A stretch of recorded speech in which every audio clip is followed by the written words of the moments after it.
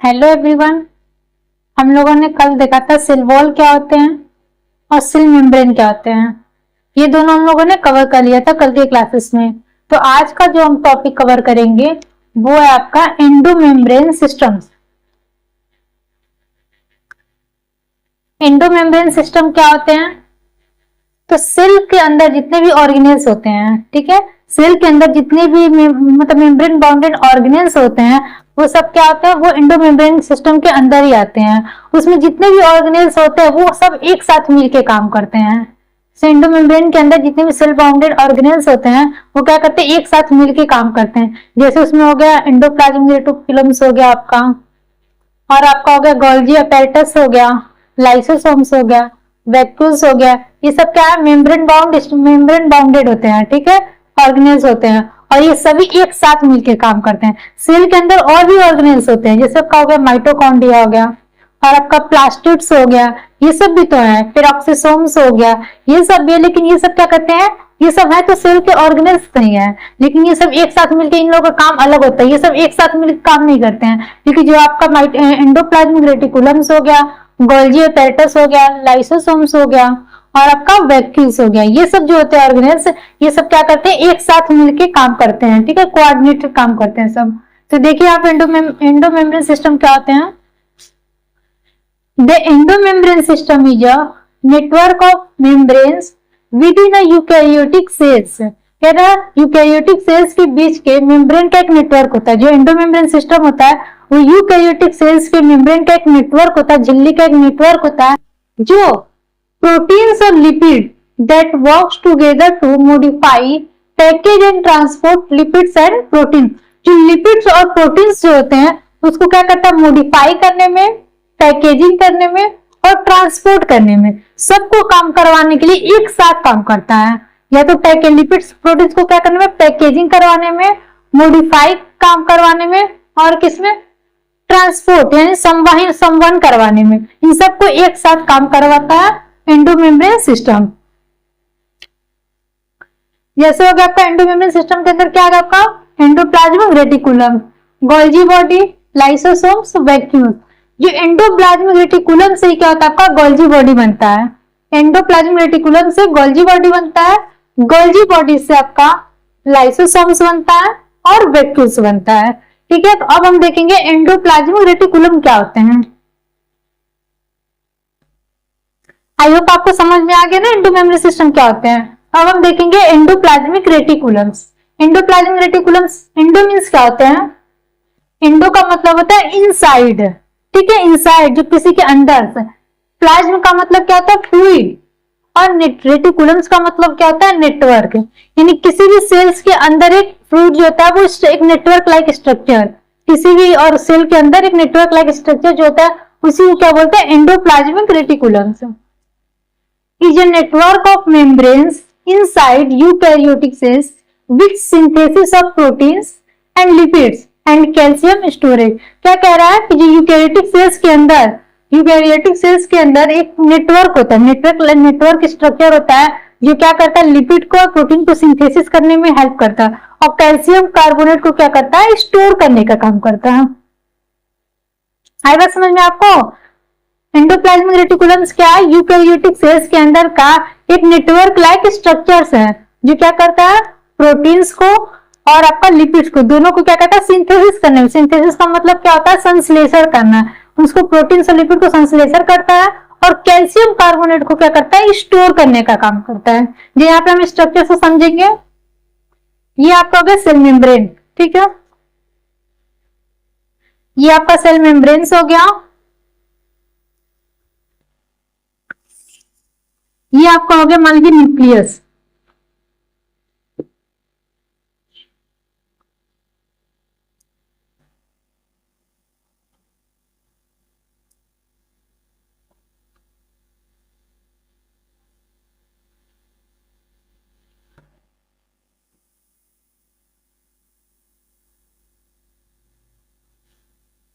ये आपका क्या हो गया, न्यूक्लियस।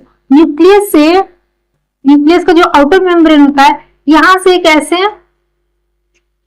नेटवर्क फैला रहता है चारों तरफ से। हाँ सॉरी,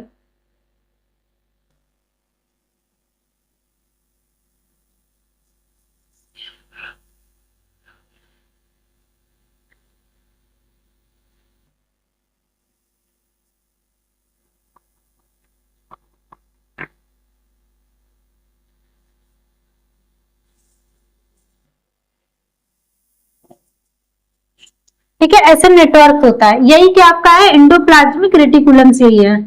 ये आपका न्यूक्लियस हो गया, ये आपका सेल मेम्ब्रेन्स हो गया, और न्यूक्लियस की जो आउटर मेम्ब्रेन होता है, ये जो आउटर पार्ट होता है, यहीं से नेटवर्क ऐसे चारों तरफ से फैला रहता है। इसी को क्या बोलते हैं, एंडोप्लाज्मिक रेटिकुलम। शॉर्ट फॉर्म में बोल देंगे ER। एंडोप्लाज्मिक रेटिकुलम से, ये एंडोप्लाज्मिक रेटिकुलम से। अभी जो एंडोप्लाज्मिक रेटिकुलम होता है उससे बहुत छोटे छोटे राइबोसोम्स लगे हुए तो हैं, ऐसे छोटे छोटे राइबोसोम्स होते हैं।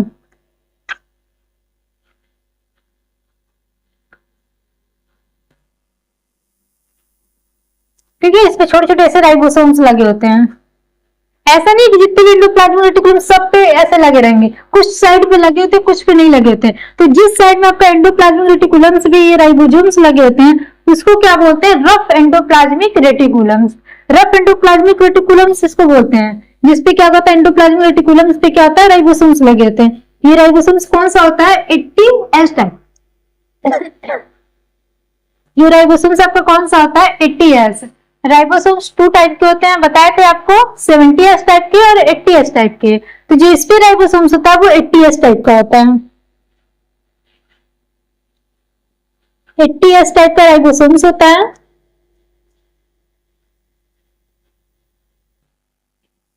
और इसको कौन सा हम बोलेंगे, एंडोप्लाज्मिक रेटिकुलम, तो रफ एंडोप्लाज्मिक रेटिकुलम।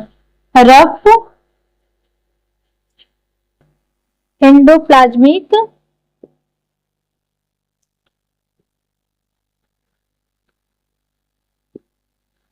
रेटिकुलम। ठीक है, रफ मीन्स खुरदरा।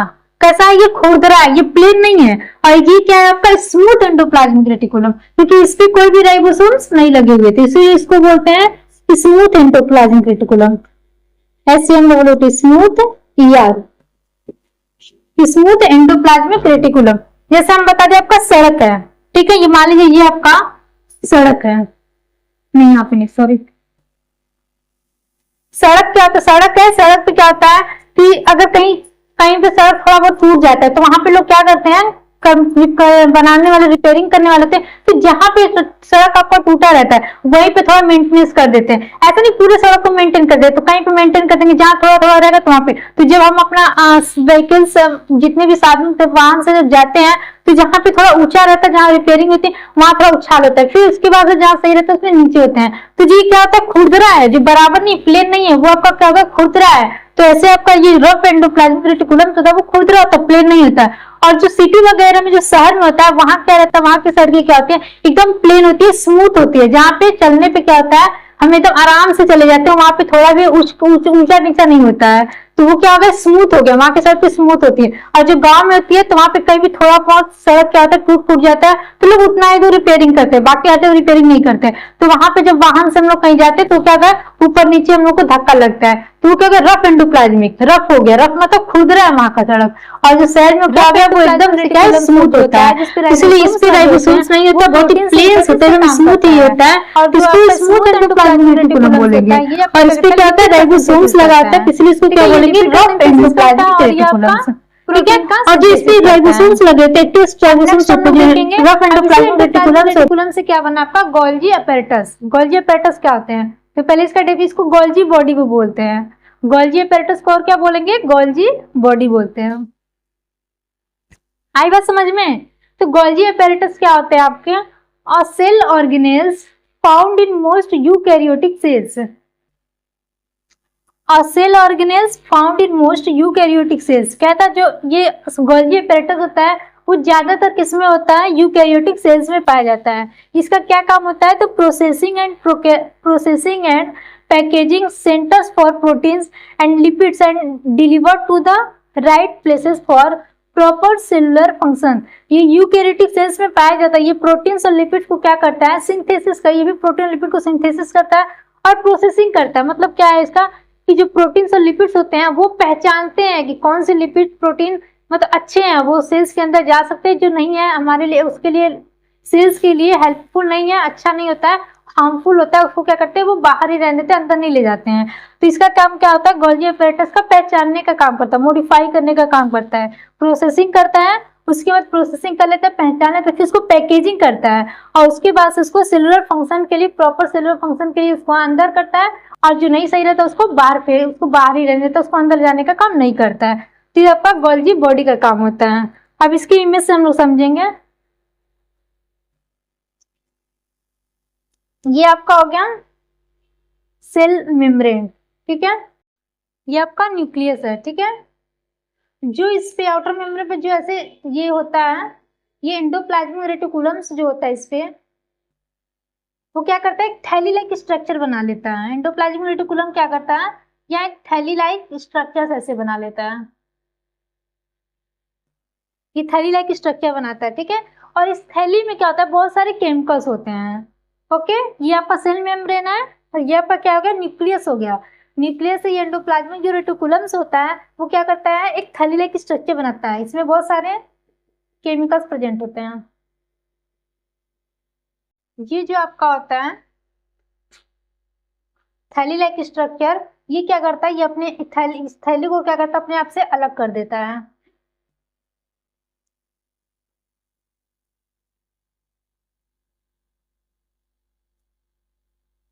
ये थैली को क्या करता है, अपने आप से डिटैच कर देता है, अलग कर देता है। इसमें केमिकल्स प्रेजेंट होते हैं, ठीक है। इसमें केमिकल प्रेजेंट होते हैं, अपने आप से क्या करता है, अलग कर देता है। तो इसको क्या बोलते हैं, ट्रांजिशनल सिस्टर्नी बोलते हैं। क्या बोलते हैं, ट्रांजिशनल सिस्टर्नी। इसको ट्रांजिशनल सिस्टर्नी बोलते हैं। अब ये जो ट्रांजिशनल सिस्टर्नी होता है, ये क्या करता है, अपने आप से एक फ्लैट लाइक स्ट्रक्चर बनाता है। ये ट्रांजिशनल सिस्टर्नी क्या करता है, फ्लैट लाइक सिस्टर्नी बनाता है। इसको फ्लैट सिस्टर्नी बोलते हैं, ठीक है। ये फ्लैट सिस्टर्नी बनाएगा, फिर इसके उसके बाद से इस पे बहुत छोटे छोटे ऐसे फुला लाइक स्ट्रक्चर्स हो जाएगा, ऐसे फूले फूले से हो जाते हैं।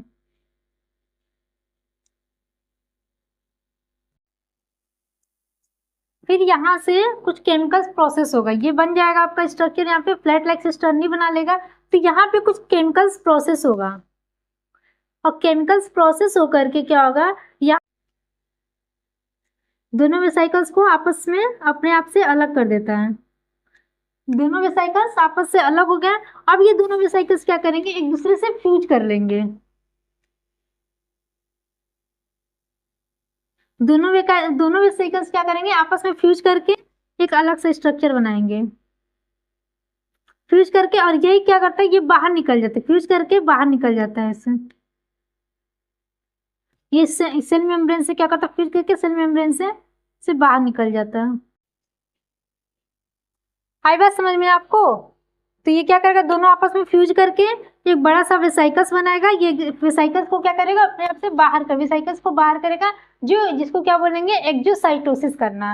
वेसाइकल्स को एक में फ्यूज करके बड़ा बना दिया, उसको बाहर कर दिया अपने आप से, तो क्या हो गया, एक्सोसाइटोसिस हो गया।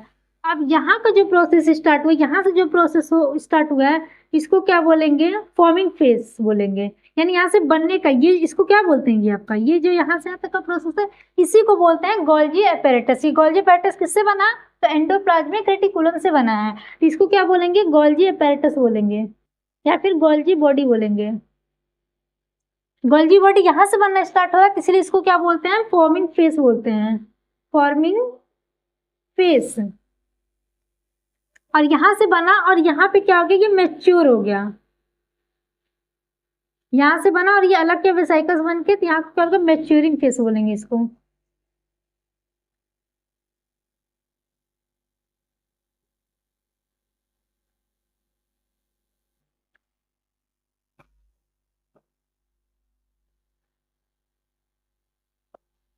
ठीक है, तो इसको बोलेंगे मैच्योरिंग फेज बन गया। तो ये किससे बना आपका, गोल्गी बॉडी, सॉरी, ये आपका बना एंडोप्लाज्मिक रेटिकुलम से। तो आपको समझ में आ गया क्या होता है, आपको एंडोमेम्ब्रेन सिस्टम क्या होता है। एंडोमेम्ब्रेन सिस्टम के अंदर ये आता है Golgi endoplasmic reticulums, Golgi body, lysosomes और आपका वैक्यूल्स। तो एंडोप्लाज्मिक रेटिकुलम्स में क्या होता है कि ये एंडोप्लाज्मिक रेटिकुलम से आपका गोल्गी एपेरेटस बना है। यहाँ पे मैंने प्रोसेस दिखा दिया आपको, ठीक है। एंडोप्लाज्मिक रेटिकुलम्स प्रोटीन्स का और लिपिड का सिंथेसिस करता है, और जो ये गोल्जी एपेरेटस होता है वो क्या करता है, प्रोटीन्स और जो लिपिड्स होते हैं उसको क्या करता है, पहचानने का काम करता है, उसको प्रोसेसिंग करता है, पहचानता है, उसको मॉडिफाई करता है, फिर उसको पैकेजिंग करके सेलुलर क्या करता है, सेलुलर फंक्शन के लिए उसको अंदर भेजता है, उसके राइट प्लेस पे होता है, उसके सही जगह पे क्या करता है, डिलीवर करने का काम करता है। तो आपको समझ में आ गया? अगर नहीं समझ में आता है टॉपिक जो आपको, तो वो क्या करिए, आप हमें कमेंट बॉक्स में कमेंट करिए ताकि हम उसको दोबारा से समझाने की कोशिश करें। तो आपको ये समझ में आ गया एंडोप्लाज्मिक रेटिकुलम्स क्या होते हैं और गोल्जी एपेरेटस क्या होते हैं। तो कोई भी सिक्रीशन हो, किसी भी प्रकार का सिक्रीशन हो, वो गोल्जी एपेरेटस के बिना नहीं हो सकता है। ठीक है, कोई किसी भी प्रकार का सिक्रीशन गोल्जी एपेरेटस के बिना नहीं हो सकता है। तो इसीलिए गोल्जी एपेरेटस होता है, उसके फादर किसको बोलते हैं, एंडोप्लाज्मिक रेटिकुलम्स को। क्यों? क्योंकि गोल्जी जो एपेरेटस होता है, गोल्जी बॉडी होता है, वो एंडोप्लाज्मिक रेटिकुलम से ही बना हुआ है, उसी से बनता है, इसीलिए इसको फादर को क्या, इसके फादर कौन है, तो एंडोप्लाज्मिक रेटिकुलम्स होते हैं। ये गोल्जी कॉम्प्लेक्स क्या बनाते हैं, तो ग्लाइकोप्रोटीन्स बनाते हैं और ग्लाइकोलिपिड्स बनाते हैं। ग्लाइकोप्रोटीन्स ग्लाइकोलिपिड्स बनाने का काम करते हैं। जो ग्लाइकोप्रोटीन्स बनाने का काम होता है तो उसको क्या, ग्लाइकोप्रोटीन बनाने के काम को क्या बोलते हैं, ग्लाइकोसाइलेशन करना, जिसको ग्लाइकोप्रोटीन्स बनाता है। और जो ग्लाइकोलिपिड्स बनाता है उसको क्या बोलते हैं, तो ग्लाइकोसाइडेशन। ठीक है, ग्लाइकोलिपिड्स बनाने को क्या बोलते हैं, ग्लाइकोसाइलेशन, ग्लाइकोप्रोटीन्स बनाने को क्या बोलते हैं, ग्लाइकोसाइलेशन। और ग्लाइकोलिपिड्स बनाने को क्या बोलते हैं, तो ग्लाइकोसाइडेशन बोलते हैं। अब हम देखते हैं लाइसोसोम्स क्या होते हैं। लाइसोसोम्स गोल्जी बॉडी से बने होते हैं, लाइसोसोम और वैक्यूल्स दोनों। लाइसोसोम को क्या बोलते हैं, लाइसोसोम को सुसाइडल बैग भी बोलते हैं। सुसाइडल बैग का मतलब आत्महत्या थैली, जो क्या करता है, अपने आप को ही क्या कर लेता है, मार लेता है, सुसाइड कर लेता है। ठीक है, तो सेल के अंदर एक तरह से लाइसोसोम्स भी होना बहुत ज्यादा ऑर्गेनेल्स की भी, सेल्स का ऑर्गेनेल्स है लाइसोसोम, लेकिन ये क्या करता है, सुसाइड, खुद से सुसाइड कर लेता है, अपने आप आत्महत्या कर लेता है। तो जितने भी सेल्स ऑर्गेनेल्स होते हैं, सेल्स के जितने ऑर्गेनेल्स होते हैं, उन सबका अपना अपना काम होता है, किसी का कुछ भी, सबका अपना अपना काम होता है। तो जो लाइसोसोम होता है क्या करता है, देखता है कौन से ऑर्गेनेल्स अपना काम नहीं कर रहे हैं, तो उसको क्या करता है, जो ऑर्गेनेल्स काम नहीं करते, काम करना बंद कर देते हैं, उसको क्या करता है, उसको मार देता है, उसको खत्म कर देता है। इसलिए उसको क्या बोलते हैं, लाइसोसोम क्या बोलते हैं, सुसाइडल बैग बोलते हैं। उसको पचा जाते हैं, उसको मार देते हैं, उसको खुद से क्या करते हैं, अपने आप में इन्वॉल्व करके अपने आप में पचा डाइजेस्ट कर लेते हैं। इसको क्या बोलते हैं, सुसाइडल बैग, यानी आत्महत्या की थैली।